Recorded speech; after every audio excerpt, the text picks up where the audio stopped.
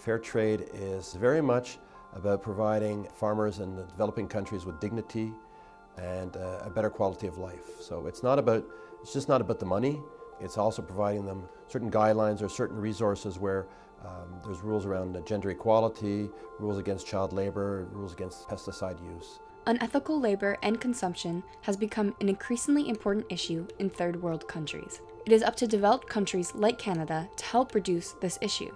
As both a learning center and a large institution, SFU has taken initiative to educate and provide fair trade options on campus. We talked to both students and faculty to grasp their understanding, knowledge, and perspective on the issue. Fair trade means that nobody's exploited in the making or production of a product. It's paying a higher wage to people so they can support themselves. Kind of hoping to ensure they get a fair wage, that they get paid for what they do, and that it's not just the top that's taking advantage of it.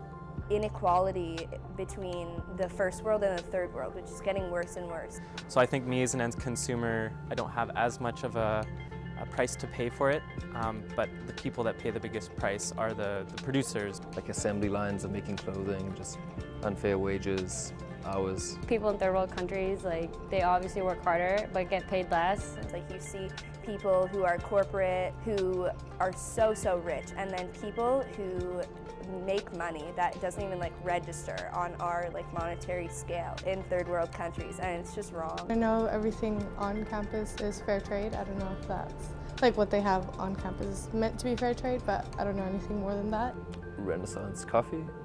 I saw a sign actually just the other week that said the whole campus was fair trade, so I assume all the SFU dining services are fair trade, at least with coffee. They can be pretty expensive sometimes, especially if it's organic stuff, clothing especially.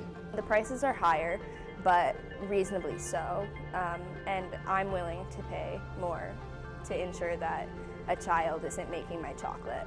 I don't mind paying a bit of a premium for a local brand, for example, or a little bit of a premium for something more natural or organic or fair trade.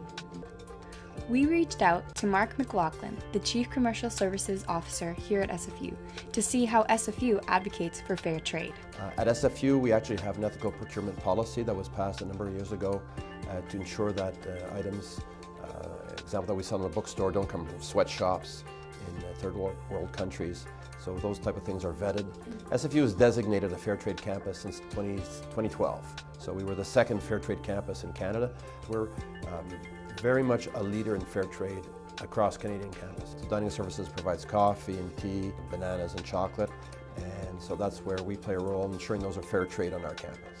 I think it's really important to have more fair trade options, and so it's just not only in the dining venues, but in the bookstore we have fair trade soccer balls, we have fair trade clothing, we have fair trade chocolate, fair trade tea. It's really terrible the conditions that the people that are working, that are producing the chocolate, that are collecting it and making it. There's a lot of child labor involved and slavery involved in chocolate. So when you're buying chocolate, you should really look out for the fair trade products. So here at SFU, all our coffee shops are fair trade. Actually, it's all but one. Tim Hortons has no fair trade products, and it's a real disappointment. Renaissance Coffee, and there's 3 of them.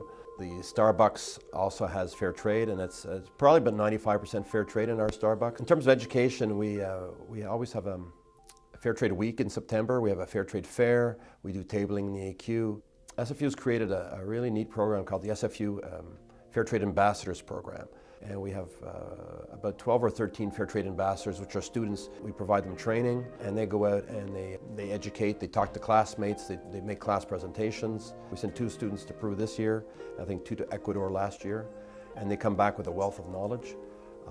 We also help sponsor students to go to fair trade conferences. And you might say, okay, I'm just buying 1 chocolate bar or 1 cup of coffee, but if you actually add up all the cups of coffee, the fair trade cups of coffee on our campus, and if you actually add up all the cups of coffee at fair trade designated campuses across Canada, you're making sizable change. As people who live in the first world, it's our responsibility to kind of take that next step and do what's right, because the people who are exploited in the making of non-fair trade products, they have no say in it. And because we are privileged where we live, I think our say in it makes a difference. And so we should advocate for those people.